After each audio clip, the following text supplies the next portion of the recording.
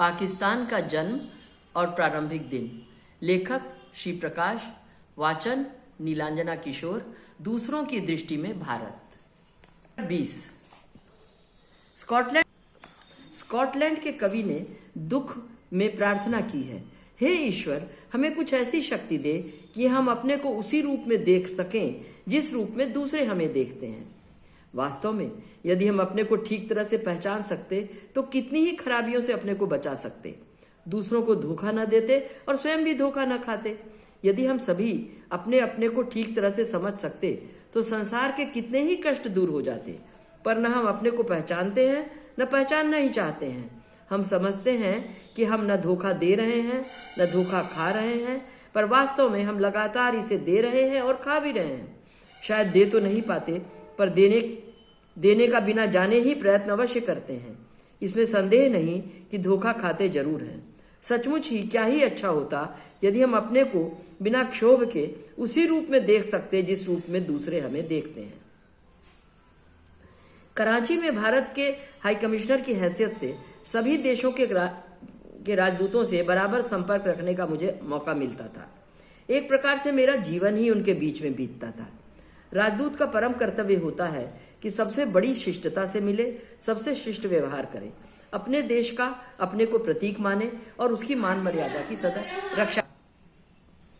राज्यपाल की हैसियत से मुझे कितने ही विदेशों के विशिष्ट जनों का आतिथ्य होना पड़ा है। ऐसा व्यवहार माना जाता है कि जब किसी देश के मुखिया, राजा, राष्ट्रपति आदि या प्रधानमंत्री किसी दूसरे देश में जाते हैं तो उनके देश में नियुक्त उस दूसरे देश के राजदूत भी उनके साथ जाते हैं। ऐसे राजदूतों के साथ उनके नवयुवक सहायक गण भी साथ जाते ही हैं। इसी बहाने उन्हें अपने कुटुंबी जनों को देखने का अवसर मिल जाता है। जब विदेशी विशिष्ट जन मेरे पास ठहरते थे तो उनके देश से आए हुए हमारे राजदूत भी हमारे साथ आ जाते थे। इनके साथी नवयुवकों के व्यवहार से मैंने जाना कि हमारे देश के संबंध में यह अच्छा प्रभाव दूसरे देशों में डालने के योग्य नहीं है। सभी विदेशी राजदूतों के सद्व्यवहार को देखकर मैं बहुत ही प्रभावित होता था। अभी हमें विदेशों से संपर्क रखने की कला को समुचित रीति से सीखने में देर लगेगी। खेद है कि हमारे शासकों और शिक्षकों का इधर ध्यान भी बहुत कम है।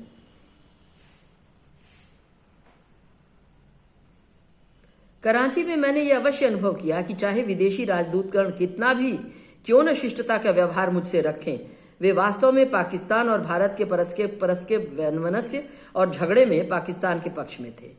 यदि किसी प्रसंग में इसकी चर्चा होती तो वे बात बदल देते थे। मुझे बड़ी लालसा थी कि मैं इनके आंतरिक भावों को जानूं, भारत के पक्ष में इनसे कुछ बात कर सकूं और भारत के विभाजन के संबंध में जो भारतीयों के विरुद्ध इनकी भावना है उसे दूर करने का प्रयत्न करूं।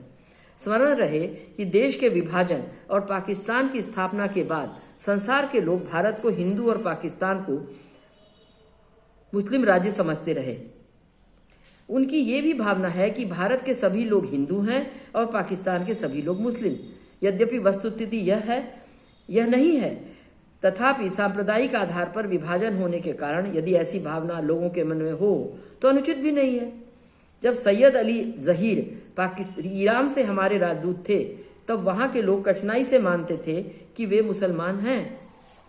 जो कुछ हो, मैंने किन्हीं राजदूत से स्पष्ट रूप से बात करना निश्चय किया। इनसे मेरी काफी व्यक्तिगत मैत्री थी। इनका अनुभव विस्तृत और जानकारी का प्रसार भी काफी बड़ा था। मैंने उनसे कहा, मैं आपसे कुछ स्पष्ट बातें करना चाहता हूँ। मैं चाहता हूं कि औपचारिक व्यवहार को छोड़कर आप मुझे अपनी राय पूर्ण रूप से दें। मुझे कुछ भी बुरा नहीं लगेगा। मैं स्वयं स्पष्टवादी हूं और चाहता हूं कि आप भी मुझे स्थिति समझने में पूरी सहायता दें। मैंने उनसे पूछा, क्या बात है कि भारत और पाकिस्तान के परस्पर के झगड़े के संबंध में आपने संभवतः यह मत स्थिर कर लिया है कि इसमें गलती भारत की है, आप पाकिस्तान का ही पक्ष ले रहे हैं, दूसरी तरफ की बात सुनना ही नहीं चाहते।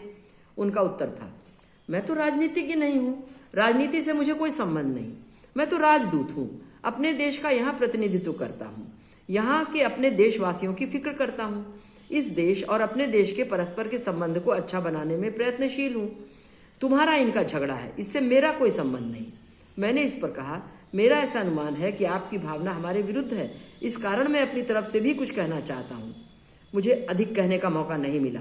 उन्होंने मुझसे कहा कि साफ बात यह है कि मैं मुस्लिम को समझ सकता हूँ, तुम हिंदू लोगों को नहीं समझ सकता। जब मैं किसी चीज को समझ ही नहीं सकता तो उसे पसंद कैसे कर सकता हूँ? जिसे समझता हूँ उसे पसंद करता हूँ। अवश्य ही मैंने चाहा कि वे कुछ विस्तार से अपनी बात मुझे बताएं। उनका कहना था, देखिए, यदि मेरी किसी से मित्रता है तो मैं उन्हें भोजन के लिए बुलाता हूँ और वो मुझे बुलाते हैं।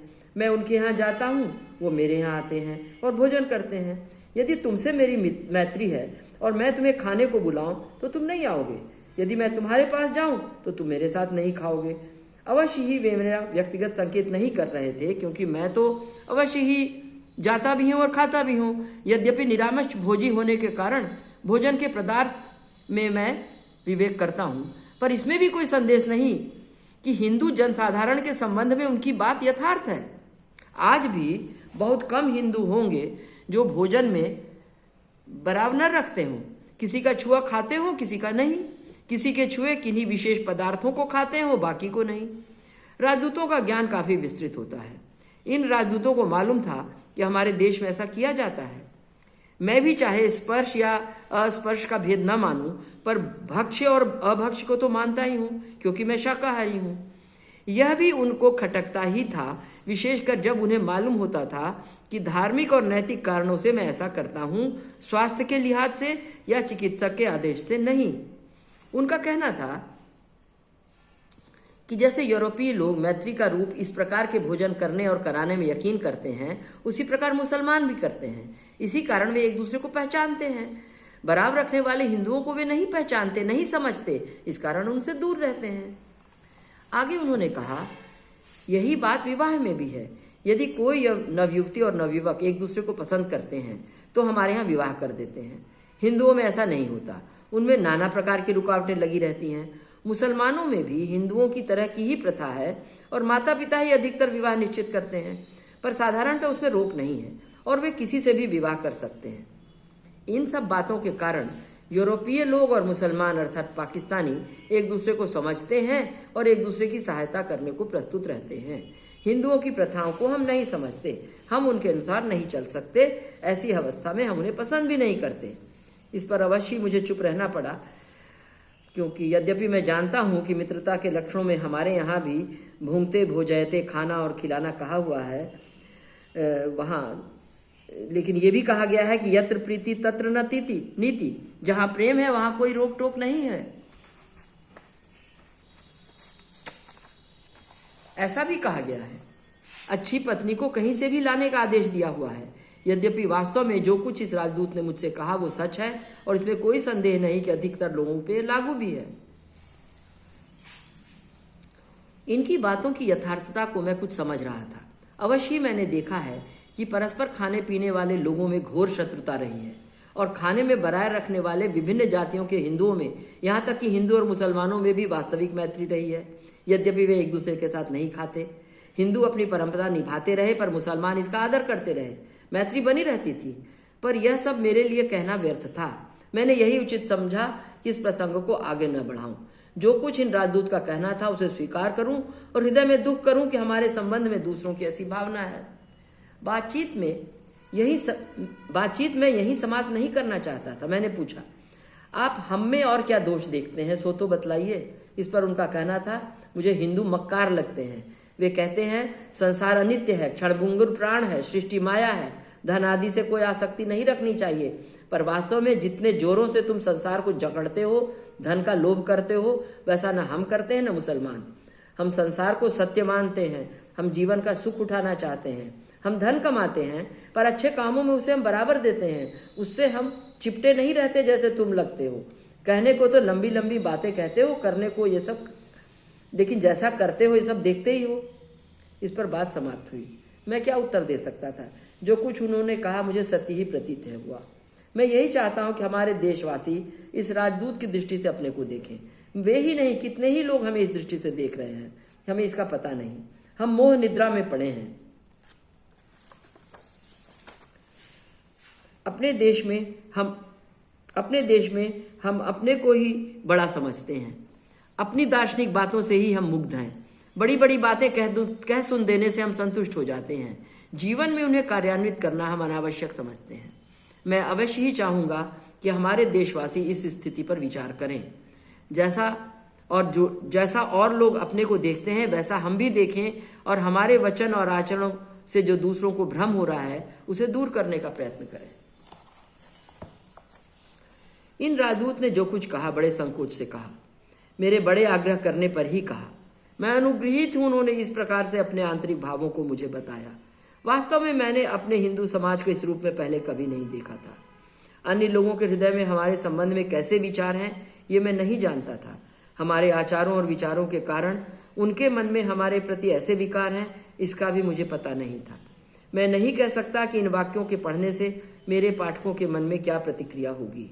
कुछ को क्रोध आ सकता है, कुछ अपनी परंपरा के समर्थन के लिए इच्छुक हो सकते हैं, पर मैं चाहूंगा न वे क्रोध करें न कोई विवाद उठाएं। वे केवल ये अनुभव करें कि दूसरे लोग हमें किस रूप में देखते हैं, हमारे संबंध में क्या विचार रखते हैं और हमारे सहायक क्यों नहीं होते। मैं नहीं कह सकता कि सब लोग दौड़ दौड़ कर सबके साथ खाने के लिए प्रवृत्त हो जाएं या सब विवाह के बंधनों को तोड़ दें, क्योंकि इतना करने मात्र से सारा संसार हमारा मित्र नहीं हो सकता।